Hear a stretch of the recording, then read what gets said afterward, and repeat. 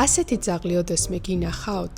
ან ასეთი კატა. მსგავსი ტიპის ცხოველებს შუა საუკუნეების ნახატებში ხშირად შეხვდებით და ალბათ იფიქრებთ, რომ მაშინ ადამიანებმა ნორმალურად ხატვა არ იცოდნენ. მაგრამ რეალური მიზეზი მათი უცნაურად გამოსახვის არის ის, რომ მხატვრები ზოგჯერ განზრახ ამახინჯებდნენ ფორმებს, იუმორის, სიმბოლიზმის ან დეკორატიული ეფექტისთვის. მხატვრები ხშირად ეყრდნობოდნენ მხოლოდ წერილობით აღწერებს, მითებს, ჭორებსა და საკუთარ ფანტაზიას, განსაკუთრებით იმ ცხოველების შემთხვევაში, რომლებიც არასოდეს ენახათ.